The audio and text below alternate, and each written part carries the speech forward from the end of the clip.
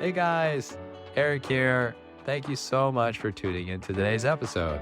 Before we tune in to the details today, I have one little favor I'd like to ask you. Are you listening to this on Apple Podcasts or Spotify?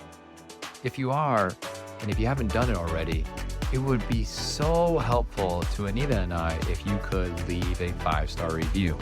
It could just be putting 5 stars or even writing down something that you really enjoyed and learned from the episodes that you've heard so far. This kind of help would really improve our ability to give you better content and also to help other people find out about Taiwanica. So if you wouldn't mind taking just a few moments to do that if you haven't already, we would greatly appreciate it. Thank you so much, and we really hope you enjoyed today's episode. Welcome to Taiwanica. My name is Eric, and I am one of the hosts on Taiwanica podcast. Today is a very special event because we are hosting an interview with someone very special, coming from a group called Polyglot.tw, and he is a very nice man named Thierry. Terry is going to introduce himself in a minute here, but I just want to give you a little bit of background of why who Terry is. Terry he started Polyglot.tw not too long ago, but his background in language is very profound. He started about 10 years ago, being in Kansas, doing a PhD in linguistics. Well, he started as a master's and went to PhD, and that was around 2012. One of his purposes in life is that he wanted to help with the education change in Taiwan and also in other parts of Eastern Asia and not all of Asia. And so he's been trying to change and get into the front line of education. And the main purpose to be able to make it so that the language is being able to be used rather than just learned. So that is Terry's background. So Terry, welcome to the show. Hi. Taiwanica, and hi everybody. This is a very cool thing because I'm actually right now in the United States, a city called Phoenix. If you don't know, you should know because TSMC is coming to Phoenix. It's going to be a nickname in Taiwan soon. That's true. Yes, TMC. Yeah. Well, it's great to hear that you're in the USA right now. What brings you to the United States, Terry? It's actually like a regular thing for me before COVID, way like maybe 10 years ago when I was in Kansas. A summer I was doing my sort of field work in Ecuador, learning and researching on a language called Quechua. Okay, so I met this kid called Jonathan. He was just a ASU college kid, and he was also there doing his study abroad, summer program. A very like American thing during the summer, and kids they do all sorts of crazy things like skinny Sure. days. Yeah, and well, we became friends, but not really close. And I did even thought maybe he's just a kid. We won't like really talk to each other after the summer camp. But somehow after 6 months, I was on my way to a city called Hermosillo in Sonora State in Mexico. It's just across the border from Arizona. And I just texted him like randomly saying, okay, I'm flying to Phoenix and from there I will take a bus to Sonora State. And he said, oh, why don't you come to stay with me, my family and things like that. And I was like, okay. Wow. Why not? And the real friendship started during that stay, and ever since then I would be here for a month or two every year, like since 2011 too. And and somehow before COVID, this Phoenix thing was connected to my Polyglot.tw business or group thing, because I started to bring learners of English from Taiwan to Phoenix, and using my methods and our like idea, like language program design. And then at the beginning, it was just like a kind of like a test, like preliminary like kind of thing, and later it developed fully into like a full-grown program for learners of English. We had the kids, adults, and everything, and they came here do all sorts of things. Maybe you can talk about that later. Sure. Yeah, No, so that that's sounds why fantastic. I'm here in Phoenix. Like it's like a yearly routine, and after COVID, not after, but still now it's manageable. So I haven't been here since 2020, and I just got here like a week ago. Wow. Okay. So this kind of started as a sheer coincidence, going from the border from Mexico to Arizona, and a friendship was founded thanks to it. And it's been strengthened over the 10 years. And you've not only helped yourself, but you've helped many other Taiwanese people with their language journey with this. Exactly. And you know, what's crazy? This John, I've met all his family members. Both in Nebraska and in Phoenix. So last Saturday, I was at his uncle Charles' party, and I met all his relatives, and I said, "Okay, you probably don't know me, but I've met everyone in your family." Oh my gosh! That's how close we are, and we have done so many road trips together. Wow! To Mississippi to Pennsylvania. Wow, and stories, a lot of crazy stories. Yes, and you can thank this all to your diligence to be able to learn another language, right? Yeah, because it started with the program in Ecuador, right? I was there doing my field work on Quechua. On Quechua, yeah. Language that no one knows or nobody cares. Yeah, it's my first time hearing it. Okay, well, so it made it so that you were able to achieve something that normal Taiwanese people have to struggle with, which is to be able to expand in your language ability to make friendship and a bond that lasted all the way till now. So I must ask you, Terry, what is one of the language tips for learning a language that you would like to recommend to the listeners today? Yeah, for most people, the problem or the key is to understand that language is not a form of knowledge. So like a lot of people in Asia in general, they struggle with English or other languages because they treat languages as a form of knowledge that you have to study with. You have to attack it. But language is not a form of knowledge. It's more similar to sports like swimming, running, and juggling. So when you want to master a type of sport, and you have to keep practicing, not keep thinking, or not like designing a very devious way of like understanding a language. So the less brain power you use, the better you can speak the language you want to speak. Yes. So it's more of a muscle memory, right? Yeah, more of a muscle memory. So people first have to, if you struggle with language, you have to understand that this is not something that you deal with using your brain power, or like it has nothing to do with how smart you are. Nothing like it. So I think that's the first important thing to know for probably the majority of people in Taiwan and also in Asia. Yeah. So Terry, what is language to you then? What is the ultimate achievement that you get for learning language? We'll be right back. I really like journaling, but I always end up with no time or cannot find a journal that I really like. So I was like, hey, let me create one. So here it is, a self-help journal created and designed by Anita. Inside the book, I provide very simple and easy to follow template. For example, in the morning, to-do list. In the evening, gratitude practice. So you can use a very little time to start this healthy habit. Go ahead and check it out in our description down below, or go to our buymeacoffee.com.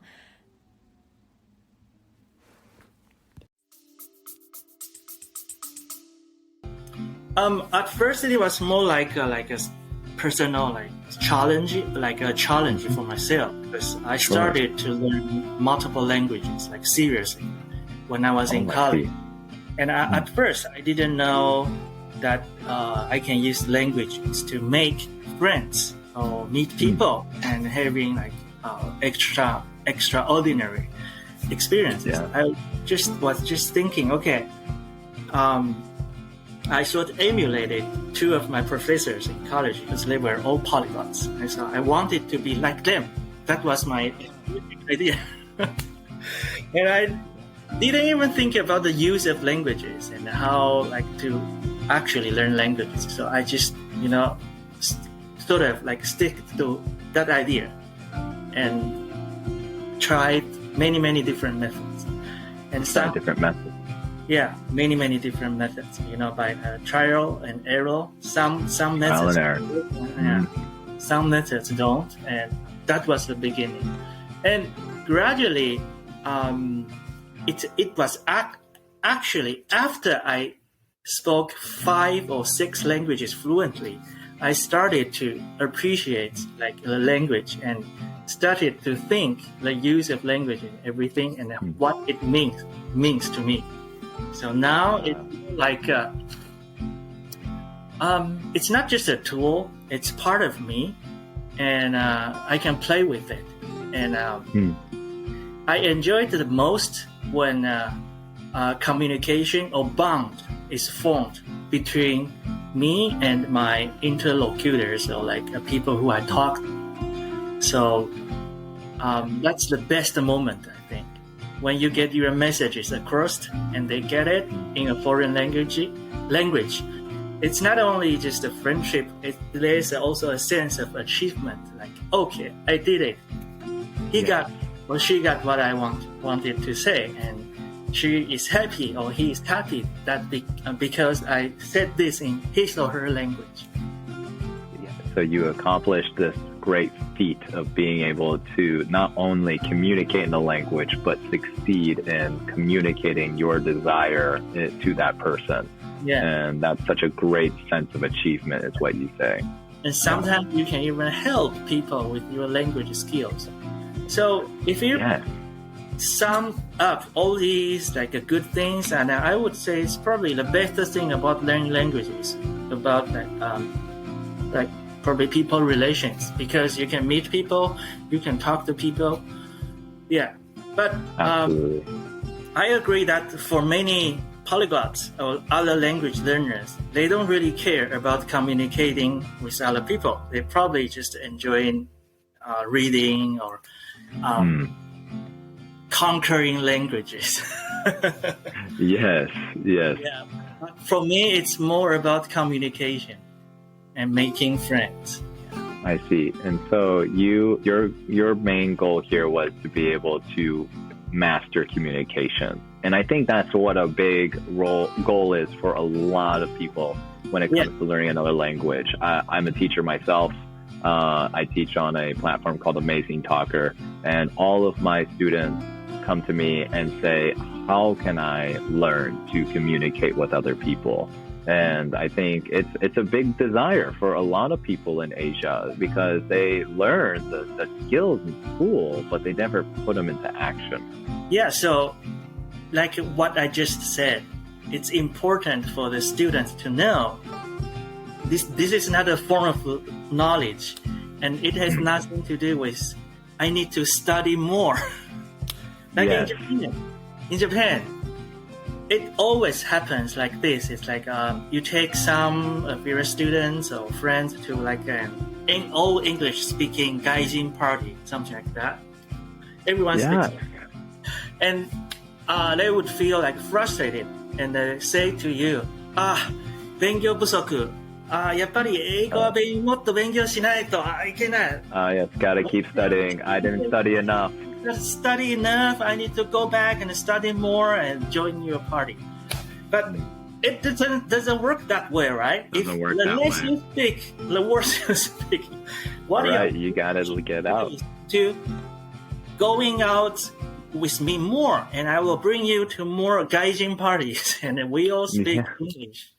But if you stay at home and just do your drills, you won't improve. You will be going nowhere. So it's like a self-explanatory, self-fulfilling prophecy. Self-fulfilling prophecy. And then you will eventually say, I'm not made to speak English. I'm probably just too stupid. The books are too hard. Yes, and then the negative thing just goes like a snowball effect. Yeah, it gets greater and harder with anything. Vicious cycle. It's a very vicious cycle. You got it. So that leads me to my next question. You already have learned something very wise, which is communication is key. If you don't communicate, then you will not succeed in your goal. So what about when you were starting, Terry, specifically? Like, what were the let's just say three lessons that you wish you could have learned at the beginning of your language journey? Okay. First, I wish I had known that the textbooks are actually unnecessary. Unnecessary. You can use it, but it's not necessary because I grew up in Taiwan. I received regular Taiwanese education throughout, from elementary, kindergarten to university. So when I started to learn French specifically, I had this idea that, you have to go through all the formal textbooks, gradually, from level 1 to level 10. Otherwise, the study is not complete. You even feel guilty if you don't do the textbooks and the drills. Yes. So I was sort of, tied down to that idea, so I couldn't really, unleash my full potential. So that probably is one thing. It's that still many people, if they don't study languages formally, they feel uncomfortable. They even feel guilty. One example I like to give is many people here in Taiwan study Japanese, right? I don't know if you're aware of that. And they would be hyper uncomfortable if you don't give them textbooks. Yes, I did notice that. So that's the first. And what were you trying to say before? I was just curious. So you noticed one negative thing, which is with the textbook, it's not a necessity. It's more of an assistant. So what did you do maybe in another language, Spanish, for example? What did you do instead of using a textbook? So in the field of education, I don't know if you are aware of this term called authentic materials. Authentic materials. Yeah, just use whatever native speakers would read, write, listen to, or watch. And that's called authentic materials. Not unreached, not made for learners. So you have to look for or find anything that appeals to you or that interests you, and in your target language, you can start with that. So that would be the best approach. For example, a lot of weebies. I don't know if you like that terms. What's a weebie? Huh? Excuse me? I'm sorry, what is a weebie? I think in States, people sort of use this term to describe people who really like Japanese animes.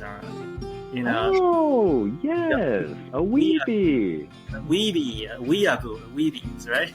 Yes, I've heard of this recently. Oh, wow, you are really up to date on our English terms. I mean, I'm a linguist. I'm not a native speaker, but I try to pick up as many words as possible in any language. Yeah. Well done. Yeah, okay, anyway. Please continue. Weebies in general, not just in the States, Taiwanese weebies too. Me included. Yeah? So it's okay to use this word because I'm a weebie. Okay. Really good at Japanese. And if you ask them how did they learn Japanese, they would all tell you, I watched 10,000 hours of anime, 5,000 hours of Japanese PC games, or I have never gone to any Japanese class or language schools. And they all tell you that. and it's true, and I can vouch for it. Anyone Sure. like in the world of weebies or animes or 2D world, if they are good at Japanese, it's because they have spent excessive amount of time on animes, games, or whatever. So Yeah. this is a prime example for the idea that without textbook, you just do whatever you like in your target language, and you will get really good. Yeah. Interesting. So using authentic materials was like what you said. Yeah, and it doesn't have to be animes or like Japanese PC games. If you are Sure. interested in bettering your English and you like movies, Absolutely. then you just watch a bunch of movies. Yeah, Yeah, in Japanese, because that's what Japanese people would do. yeah. That So, makes absolute sense. The genuine interest here is what gets a little bit difficult, because sometimes learners would say, "Oh, I have no passion." Yes. Yeah. Just in anything. So if you recommend them like a few great American movies, and after a day or two they would say, "No, it's not interesting. I cannot finish Yeah. it. Understand nothing." It's the hardest. I completely understand this exact thing you're talking. So we don't really need textbooks or any like hard like steps. Like there's no like a single way that you can achieve like mastering any language. Just do whatever you like to do in your target language, and you will get better. And I was just citing weebies or Japanese anime fans as a prime example to illustrate the idea. So. Well, great. So focusing on Japanese, the weebie thing is definitely a great example. Did you use this similar method with English, or was there something specific in English that you found special? For English, I started quite late because it was my learning process was sort of like influenced by or affected by the school education, right? So Right. I was like torn between the formal education and like hobby or interest based like learning. So my English is not that natural, and I don't think I actually like probably conversationally my Japanese is better because I learned it naturally. You learned it naturally. Yeah. Yeah. So No. I didn't have the chance to learn English naturally, and I was sort of the school education certainly had a bad education on me. When I was in junior high school, my generation started to learn English in junior high school. Fortunately, by myself, I did spend a lot of time playing games in English, and that's how I really got better. When I was in junior high school, that was back in 1997. Oh, wow. 1997. That was like 30 years ago. I was the first generation of internet user, and at the time I was still using modem. Oh, wow. To play what? Online games, MMORPG in the 90s. Yeah. At the time, English was the only language in the game. So I really wanted to play. So I started to, do a lot of research in English and try to talk to people and communicating. Do you play any video games by the way? Myself? Yeah. Yes, I used to, especially at the first generation of internet users. I was also part of that team. I played a game called Age of Empires. Okay. I was more about like build and destroy kind of games. I played that too. I played all sorts of games. But what really helped me is all those like online games, especially MMORPG, because you need to do like a real transactions in the game. So you have to negotiate the price and everything in the game. That makes sense. Yeah. So I learned like a lot of like important vocabulary and the usage of it through that old MMORPG. For example, people always try to cheat when they do transaction with you. So I learned the word scammer. Yeah. So yeah, that's a great example. You learned from not only by just using the language, but in a fun, interactive way. So by doing new things and being exposed to it, like you said, naturally.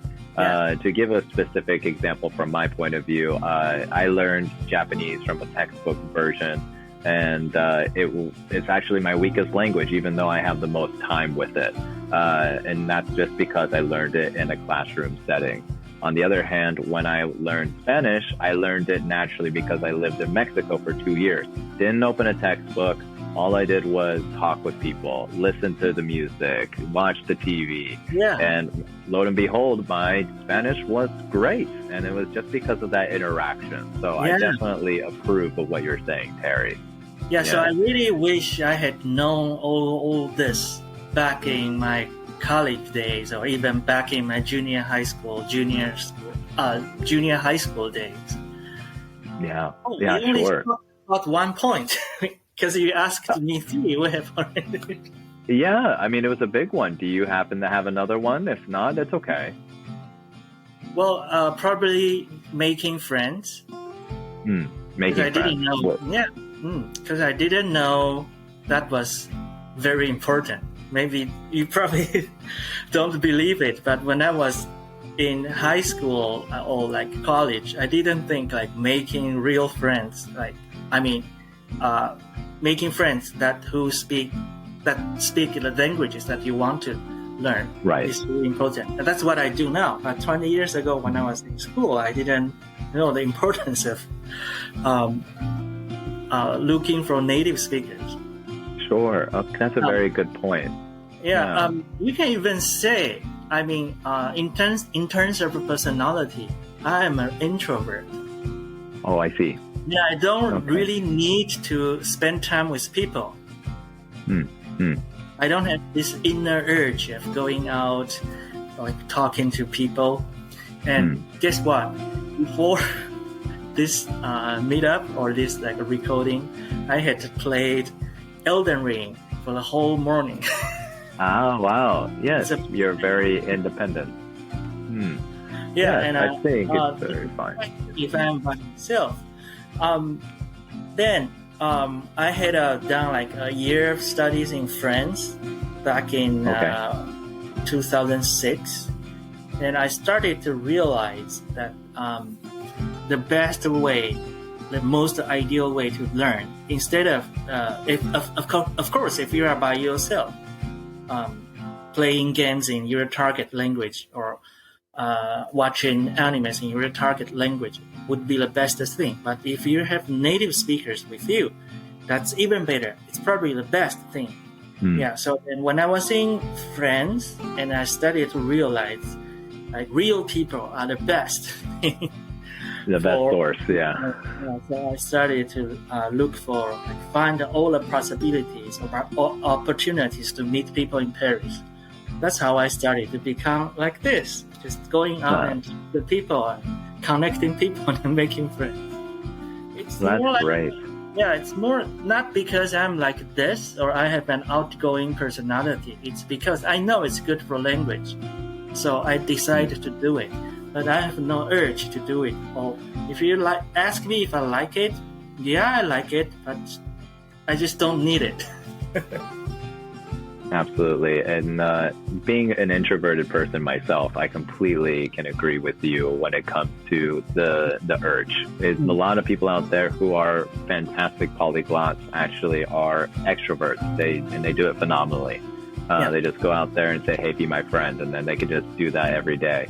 Unlike us, where it takes effort, I mean, it's enjoyable, but it's full of energy and it's very consuming of the body. Yeah. And so. But still, I would still strongly encourage people like us to go out and make friends, because it really helps you with language learning. I always hear people say, oh, I'm an introvert. I am shy, so I don't like to hang out. Okay. It's just an excuse. I mean, there are millions of things that you need to sacrifice to get better at something. Not just the language, like making money, or even like making girlfriends or boyfriends. I mean, Sure. there are difficulties that we have to overcome. It's not just saying, okay, it's my personality, so it's not my fault. I'm like this, so language is not my thing. So even if you are extremely shy or you are unable to talk to people in a public space, agoraphobia, you can still make intimate friend, just one or two. That's possible. So make your effort. You have to just work on it. Completely agree. To give a specific example on my point of view of this is that living in Mexico, I had a group of 4 or 5 friends.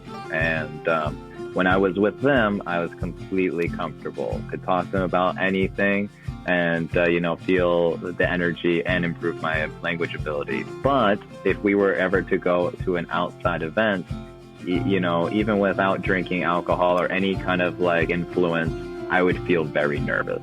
And it's just because, like you said, there's just too many people. And but there are methods that work.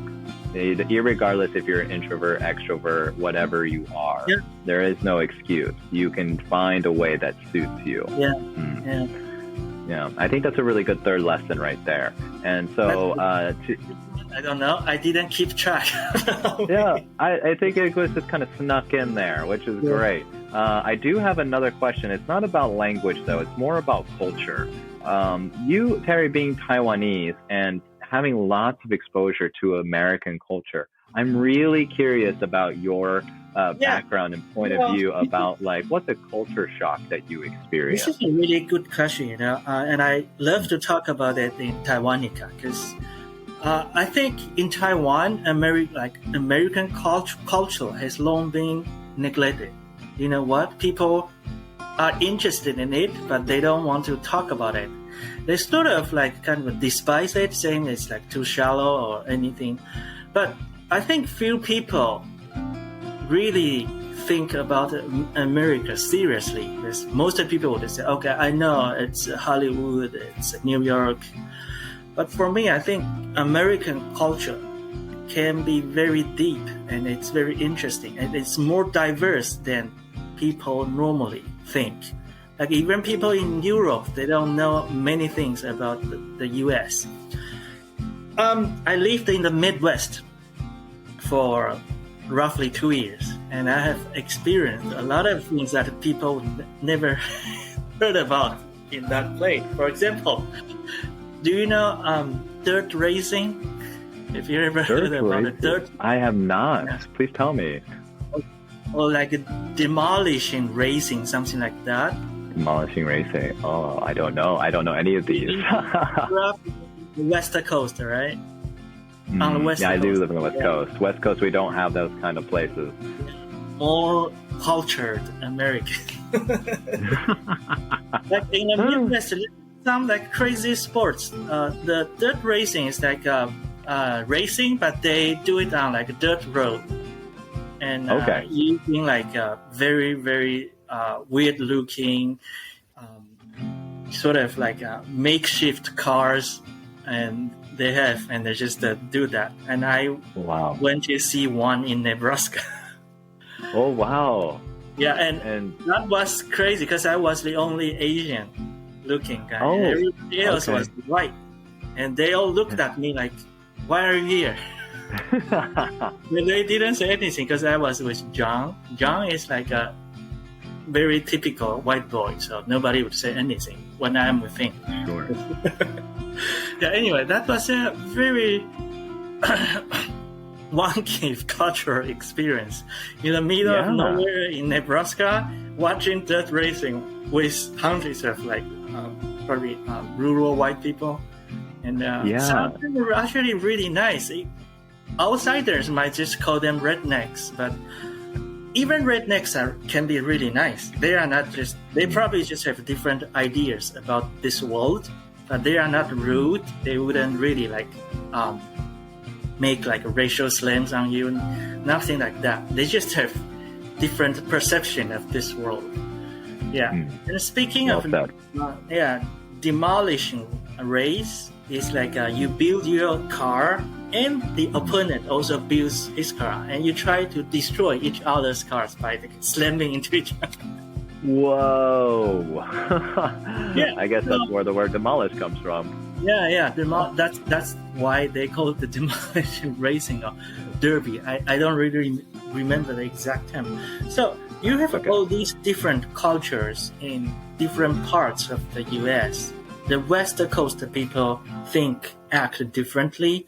For example, in California, it's more pro-environment, anti-guns, and more like progressive. In New York too. And if you go to the South, like Mississippi or like North Carolina, it's a different story too. And in Arizona, it's a different story too. Everybody has a gun. That's true. That's very true. People speak Spanish. I was at the U.S. Bank the other day. Everyone was speaking Spanish. Which a lot of people do not realize about the United States, that Spanish is a really big language spoken here. And it's not just the surface. I also read extensively about American culture. If you are really interested in like a real American culture, I would recommend you a book. It's called How America Went Hayway or something like that. Went haywire. Haywire, yeah. Like how America went crazy, like got crazy, something like that. Exactly. I've heard about this. Yeah, it's a very deep cultural and historical analysis of like USA, and it helped me to understand the whole situation. So basically, the idea is that there are only two fundamental ways of thinking in the United States. The first is religious freedom, and that happened in Plymouth, Boston, like in Massachusetts. That's how the Mayflowers and everything got started, because the Puritans, they yearned for religious freedom. So in the United States, if it's religion, it has to be permitted. That's one. Good point. Yeah. And the second fundamental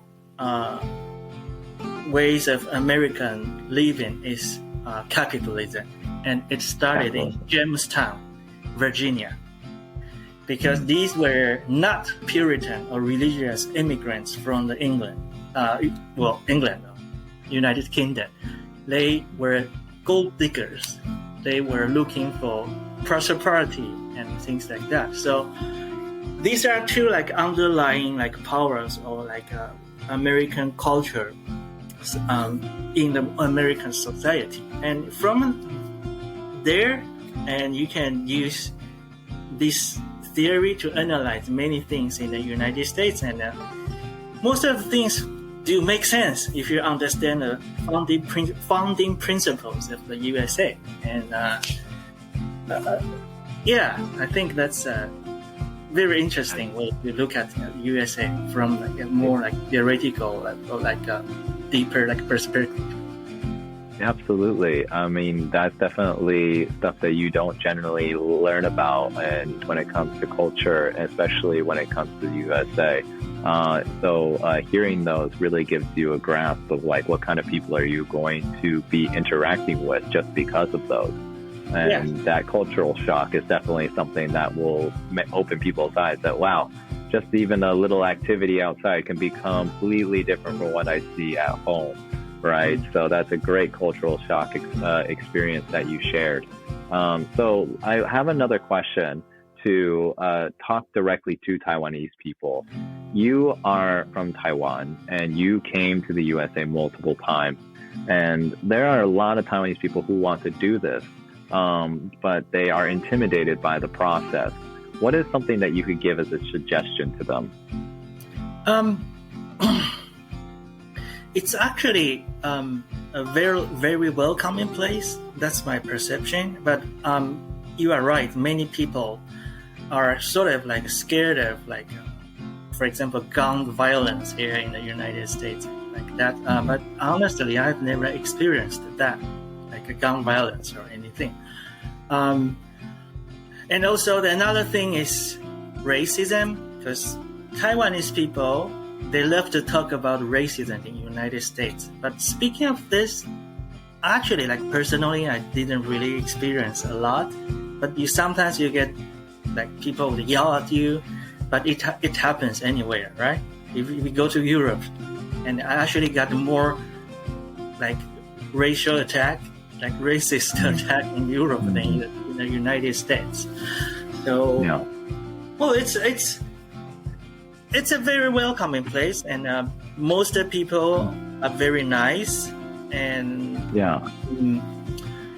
But the only problem with traveling in the United States is transportation. Transportation. So you But- get to plan wisely, because if you don't have a car, it's very difficult to get a Very good point.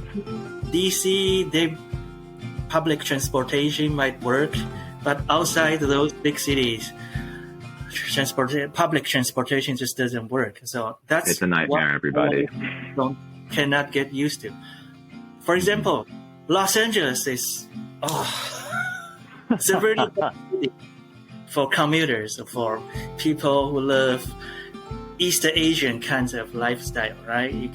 If you live in Taipei, you got Tokyo, you have metro, Jieyun, MRT, and everything, buses. Right.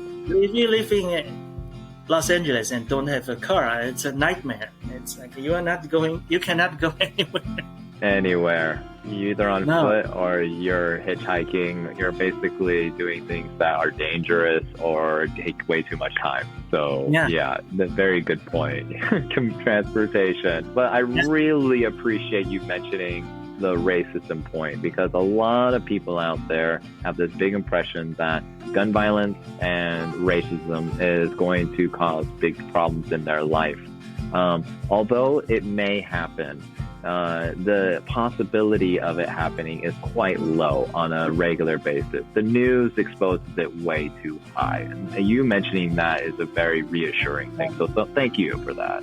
Yeah, but Eric, I don't know if it's appropriate to talk about this in this episode. But if you feel uncomfortable with what I'm going to say right now, you can just delete it. Okay? Okay, go for it. I think the racism problem is actually more severe in East Asia. It's just hidden. It's like how do you call that? Negative aggression. What do you have Negative a term? aggression. Like you don't say it, but it's a type of violence, like aggression, like Passive aggression. passive aggression. Yeah, so the racism is actually worse in Taiwan. That's my perception. That people just don't know it, or they are not aware of it. Because look at the way people treat Southeast Asian migrant workers, and also like between different peoples in Taiwan. Like we have indigenous people, we have Hakka, Minnan, and all those different groups of people, right? There is actually a very hidden tension, and also people don't really have a good idea about what racism is. It's actually worse, and people don't even know about it. They have no awareness of anything, and it would be, for me, it's ridiculous if a Taiwanese people try to talk about racism in the United States, because you probably don't have an idea what racism really is, and you are Sure. living in a racism hell. You just don't realize. And so this comes up to a very valuable question, which is, why is it that Taiwanese people are this way? Why is it that this passive aggression of racism been implemented into the culture? Do you have any thoughts? Yeah, I have a theory. Not just Taiwan, but look at all these East Asian countries. Okay, South Korea, Japan, China, Taiwan. These countries are based on the modern or pre-modern ideas of one people, one nation, one language. So people with monolingual, monocultural background or ideology have hard time like accepting people who are different from them. And I think that's the inherent problem in all these East Asian societies. Racism is actually rampant in Japan. I don't know if you are aware of it. It's like if you are a gaijin, then you are a gaijin. You are not Japanese. No matter what, segregated, yes. And South Korea too. So I think the fundamental problem is with this pre-modern or like not postmodern, like pre-modern. I don't know how the historians call it, but it's pre-modern idea of like one nation, one language, one people idea.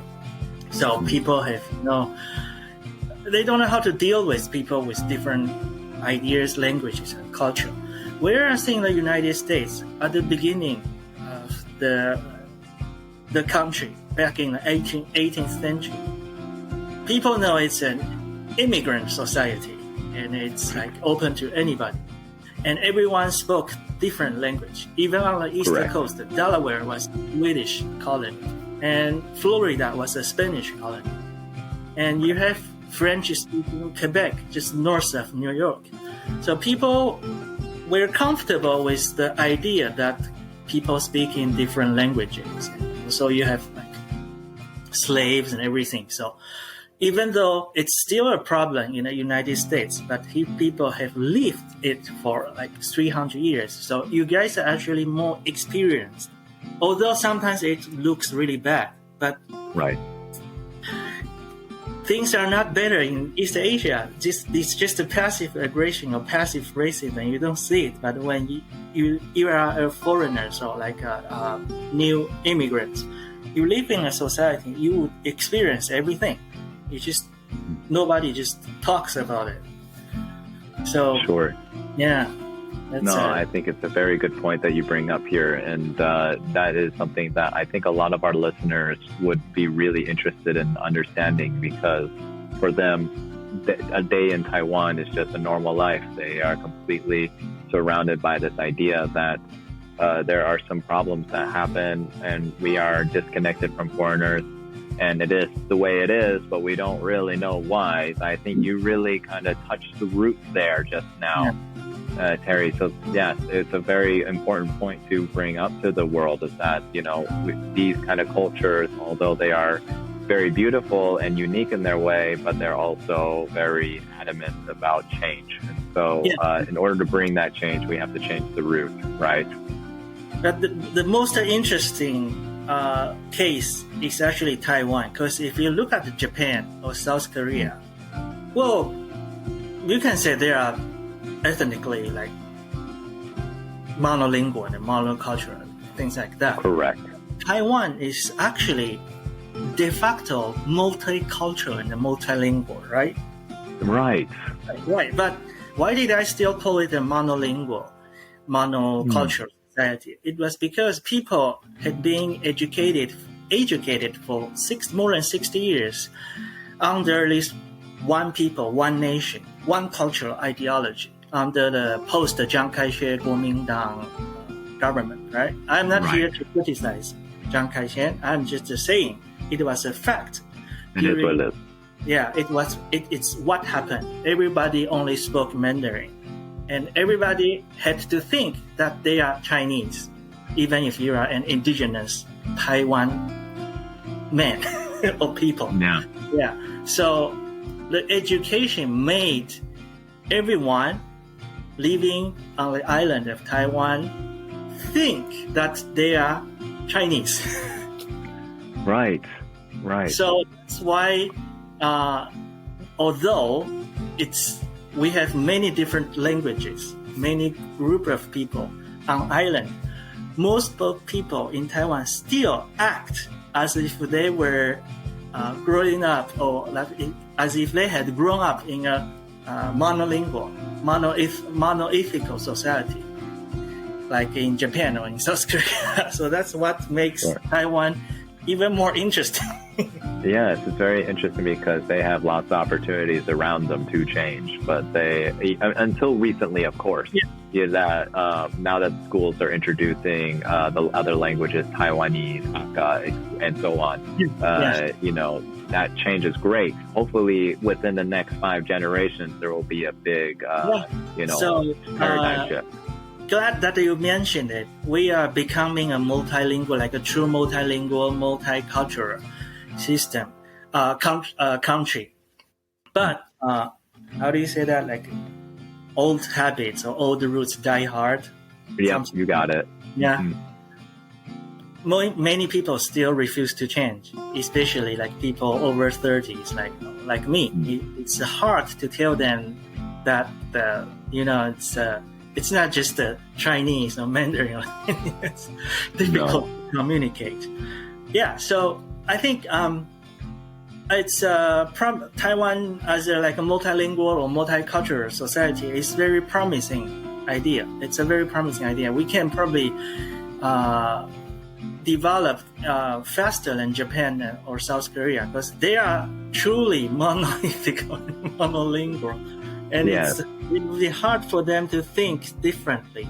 But now that in Taiwan we have all these indigenous language education and multicultural education, design and things like that, I think we will move faster than them, and we can change for better. Yeah. Yes, I agree. I think Taiwan has a very bright future ahead of them. Terry, thank you so much for your point of view. It was very enlightening, and I think our listeners today will have learned a lot from your perspective. To kind of wrap things up here, I just want to ask you, do you have any final things that you would like to mention to our listeners today in Taiwan and USA?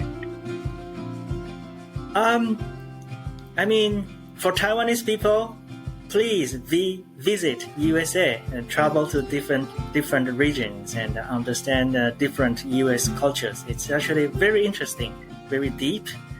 So you should rediscover the USA. It's not banal, it's not boring, it's not just Hollywood or New York. It's a lot of things. And also visit Phoenix. Great answer.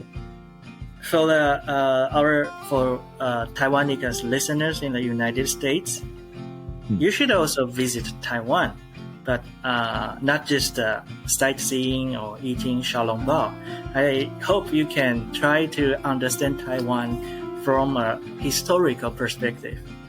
Actually, Taiwanese-U.S. ties very deep and intertwined, and there are a lot of interesting stories between us. And I hope next time when you visit Taiwan or you haven't, try to understand us from U.S.-Taiwan historical, a relationship perspective. It would make your Taiwan trip even more interesting. Okay. Absolutely. Message. Terry, thank you so much for this last message. It was great to have you on our podcast. And thanks so much for tuning in to Taiwanica. If you're enjoying the show, please feel free to rate, subscribe, and leave a review wherever you listen to your podcasts. That helps others find the show, and we greatly appreciate it. Thanks again for listening, and we'll catch you in the next episode.